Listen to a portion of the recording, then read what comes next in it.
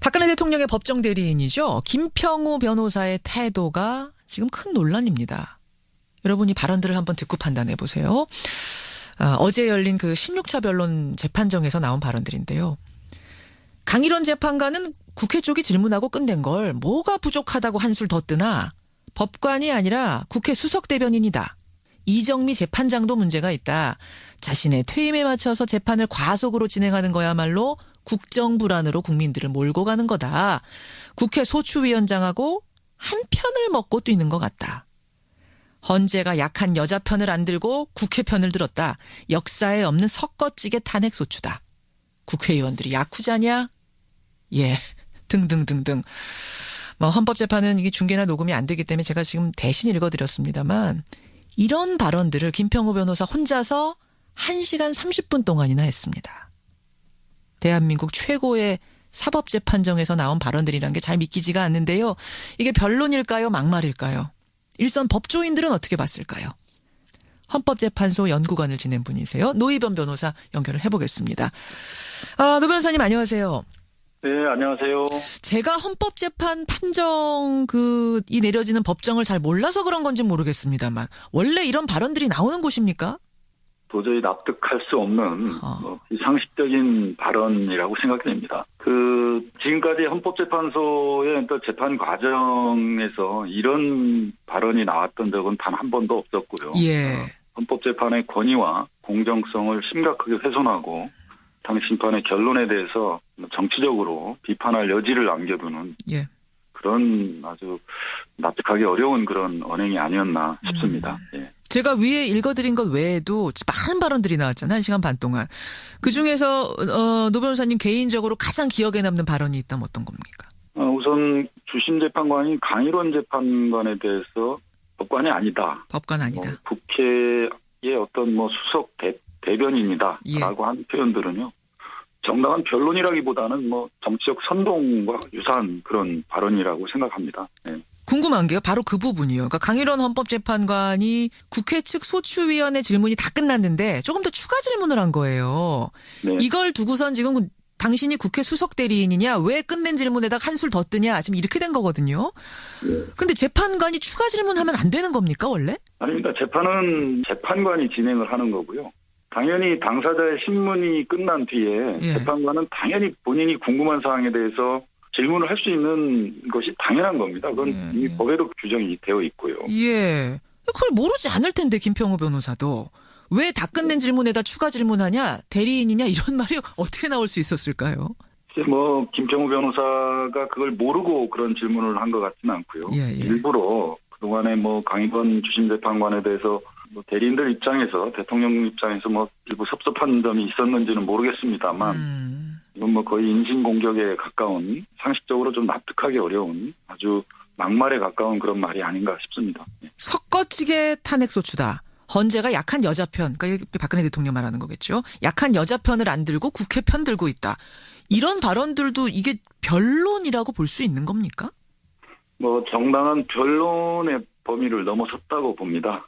이거는 법정에 대한 모욕이죠. 헌법재판의 재판관들은 헌법과 법률, 양심에 따라서 독립해서 심판하도록 되어 있고요. 헌법재판은 당연히 헌법과 법률에 따라서 지금 진행되고 있는 겁니다. 재판관, 그다음에 재판부를 이렇게 모욕하고 공정성에 대한 의문을 품고 이렇게 비난하는 것은 매우 부적절한 변론이다라는 점입니다. 특히 김평우 변호사가 이정미 헌재소장 권한대행을 향해서 한 편 먹고 뛰는 것 같다. 국회 소추위원장이랑 헌법재판소장 권한대행이 한 편 먹고 뛰는 것 같다. 이러자 모욕적인 언사에 대해 참고 진행한다. 매우 유감스럽다. 이렇게 발언을 하면서도 계속 진행을 했거든요. 저는 궁금한 게 그렇게 1시간 넘게 발언을 헌재에서 쏟아낼 때 그게 좀 모욕적이고 일방적이고 감정적이라고 느껴진다면 통제할 수는 없는 겁니까? 당연히 통제할 수 있습니다. 재판장은 법정 질서유지권, 그다음에 법정 경찰권을 발동을 해서 소송지휘권을 발동해서 변론을 제한하고 또 변호사의 변론이나 기타 방청객들이 법정의 존엄과 질서를 해칠 우려가 있는 경우에는 퇴정을 명할 수도 있습니다. 근데 어제는 그 정도 수준은 아니었기 때문에 그럼 계속 진행시킨 걸까요? 객관적으로 보면 퇴정을 명하더라도 예. 정당하다라고 볼 수 있을 정도라고 보여지고요. 아하. 아마 뭐 계속 재판을 변론을 하도록 그냥 둔 것은 예. 그 15차 변론 때도 김평우 변호사가 뭐 변론권을 제한한다고 뭐 고성을 지르고 했지 않습니까? 그랬었죠. 뭐 그런 부분도 이제 감안을 해서 뭐 대통령 대리인단이 지금 법정 안팎에서 계속 재판의 어떤 공정성에 대한 시비를 걸고 있고 예. 결국 이 재판 결과에 대해서 탄핵 심판의 결과가 나왔을 때 본인들에게 불리한 결과가 나왔을 때 공정한 재판이 아니라는 어떤 프레임을 통해서 헌법재판의 결과를 훼손하려는 의도가 있다고 이제 보여지는 측면이 있거든요. 예, 예. 그런 점 때문에 재판부가 변론을 가급적이면 예. 뭐 좀 정당한 변론은 아니지만 가급적 들어주겠다. 그런 참고 있는 거예요. 없애겠다. 그런 점도 좀 고려한 것이 아닌가 싶습니다. 오히려 프레임에 말리지 않기 위해서 그냥 참고 들어주고 있는 상황. 예, 그런 것이 아닌가 예. 저는 그렇게 생각합니다. 예. 여하튼 정리를 좀 해보자면 대통령 측이 신청한 증인 20명 모두 기각했고요. 강일원 주심재판관, 아까 전에 그 뭐 당신이 국회 수석대변인이요 했던 그 강일원 주심재판관에 대한 기피 신청 박 대통령 측에서 했는데 그거 각하됐고 최종 변론일은 애초 24일이었는데 27일로 사흘 정도 연기를 했습니다. 네. 그러면서 26일까지는 박 대통령이 변론에 출석할지 안 할지 의사 알려주십시오. 이렇게 어제 정리를 했거든요. 네. 이건 어떤 의미로 해석하면 됩니까? 확실하게 이제 변론 절차를 종결하겠다라는 게 이제 재판부의 명확한 입장이고요. 예. 더 이상 뭐 증인 신청이나 다른 증거 조사는 받지 않겠다라는 거고요. 오히려 3일 정도 더 최종 변론기일을 연기해 줌으로써 예. 대통령 대리인단의 요구를 최대한 반영해 주려고 지금 노력하고 있는 것이 아닌가 싶습니다. 예. 재판부가 뭐 시비거리를 아예 없앴고 또 한 3일 정도 뭐 연기를 해준다고 해서 예. 선고 일자가 그렇게 지연되는 것은 아니라고 이렇게 판단했기 때문에 아마 3일 정도 연기를 해준 것 같고요. 예. 대통령의 출석 여부와 관계없이 27일 변론을 종결하겠다라고까지 얘기를 했습니다. 예. 그런 점에서는 이제 27일이면 탄핵 심판의 최종 변론이 이루어진다는 것은 명확한 사실이 된 것 같습니다. 이제는 3월 초 선고가 확정적이다. 어제부로써 이렇게 보시는 거군요. 네, 그렇게 충분히 예상이 됩니다. 예. 27일까지 최종 변론일을 연기해주면서 26일까지는 박 대통령이 나올지 안 나올지를 알려달라. 우리는 그때까지 준비하고 있겠다. 이 말은 결국 26일에 대통령이 신청을 한다면 나 나가겠소 하고 손을 든다면 27일에 나오시라 이렇게 되는 거네요. 그렇습니다. 그렇죠. 더 밀어주진 않겠다. 우리 준비하고 있을 테니까 26일까지 알려주세요. 나오신다고 하면 27일에 나오시면 됩니다. 이런 뜻. 그렇습니다. 그거군요. 그래서 결국 우린 3월 초 결론 내겠다라는 선포를 어제 한 것과 같다. 네. 그래서 나오는 얘기가 3월 9일 아니면 10일 최종 결론이 나올 거다. 이렇게 되는 거죠? 네, 그렇습니다. 예. 근데요, 노 변호사님. 네. 국회 측의 이춘석 탄핵소추위원이 어제 이런 말을 했습니다. 지금 거대한 시나리오가 진행 중인 것 같다. 탄핵 심판 결론이 나기 하루 전날 대통령이 하야 선언을 할 가능성이 있다. 만약 이렇게 된다면 정말로 하루 전날 하야 선언을 한다면 탄핵 심판은 어떻게 되는 건가요? 뭐 법문에 명확한 규정은 없습니다. 일단 뭐 학계나 이제 법조계에서는 탄핵 심판을 이제 종결된다, 각하돼야 된다는 견해와 예. 그래도 대통령의 이제 탄핵 심판이 이제 다 진행되어 왔고 선고를 앞두고 있는 마당에서 사임을 하더라도 예. 탄핵 심판은 그냥 그대로 진행해서 선고를 해야 된다라는 그런 두 가지 견해가 있는데요. 제가 보기에는 헌법재판소로서는 심판 청구를 각하하지 않을까 싶습니다. 본안 판단하지 않고. 그 이유는 이론적으로는 탄핵 심판이 대통령의 임기 중 그 신분을 박탈하는 그런 제도거든요. 그렇죠. 신분을 박탈하는 게 탄핵이죠. 그렇죠. 그 탄핵 심판의 그 파면 결정이 된다면 주문에는 피청구인 대통령을 파면한다라고 주문이 선고됩니다. 대통령을 파면한다라는 게 이제 문구가 되는데. 네.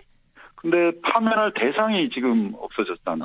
벌써 사퇴를 했으니. 사임을 하게 되면요. 예. 그래서 대통령을 파면한다는 주문을 선고할 수 없기 때문에 헌법재판소로서는 부득이하게 심판 청구를 각하할 수밖에 없는 것이 아닌가 싶고요. 그래요. 물론 재판관 중에는 일부 그동안의 대통령의 어떤 헌법 법률 위반에 대한 사실 인정, 그리고 그것이 파면할 정도로 중대한 법률 위반이다라는 의견을 제시하는 분들이 있을 겁니다, 분명히. 실제 그것을 결정문에 소수 의견이든 여기에 아마 담겨질 가능성은 충분히 있습니다. 그 탄핵 심판 결론일 전날이면은 결론이 나 있긴 합니까? 아니면 직전에 그 즉석에서 모여서 결론 내나요? 어떻게 되는 거예요? 선고 기일이 정해졌다는 것은 탄핵 심판의 재판관들의 결론이 났다는 의미고요. 결정문까지 이미 다 쓰여져 있다는 것으로 봐야 됩니다. 그러면 최종 심판일 얼마 전쯤이면 다 결론이 나와 있어요? 결론이 종결된 이후부터 본격적으로 탄핵사에 대한 결론에 대한 회의가 시작되기 때문에요. 사실 결론 종결 후 얼마 안에 그 결론이 났을 것이다라고 예측하기는 쉽지는 않고요. 다만 지금까지 재판을 쭉 이어왔고 어느 정도 탄핵 사유에 대한 심증 형성이 어느 정도 되어 있기 때문에 평의 절차가 그렇게 오래 지속되지는 않을 것으로 보여집니다. 그래서 한 4, 5회 정도 평의를 하면 요즘 재판관들이 이제 결론 절차가 끝나면 매일 평의를 할 겁니다. 그렇죠. 늦어도 4, 5일 안에는 27일에 최종 변론하고 늦어도 그 후로 4, 5일 뒤에는 이미 탄핵이냐 아니냐 결론은 나 있을 거다 이 말씀이세요. 저는 그렇게 예상을 하고 있고요. 다만 이제 평의 절차라는 것은 법률상 다 비공개이기 때문에 물론이죠. 밖에서 알 수는 없습니다. 밖에서 알 수는 없습니다만 그게 어찌어찌해서 흘러 들어가서 청와대가 하야를 택한다든지 이럴 가능성에 대해 지금 국회 측은 염두에 두고 있는 것 같습니다. 재판관 평의가 공개되거나 밖으로 흘러 들어가기는 쉽지는 않을 겁니다. 중차대한 그런 심판에 대한 평이고요. 또 그게 잘못 들어갔을 경우에는 정적으로 큰 위험에 처해질 수도 있기 때문에 그런 일은 없다고 생각이 됩니다. 다만 이제 청와대 측에서는 아마 심판 결과에 대한 예상을 하고 하겠죠. 그런 선택지도 지금 생각해 보는 것은 이런 생각은 듭니다. 알겠습니다. 여기까지 오늘 말씀 듣겠습니다. 노희범 변호사님 고맙습니다. 네, 감사합니다. 헌법재판소의 연구관을 지낸 분이세요. 노희범 변호사였습니다.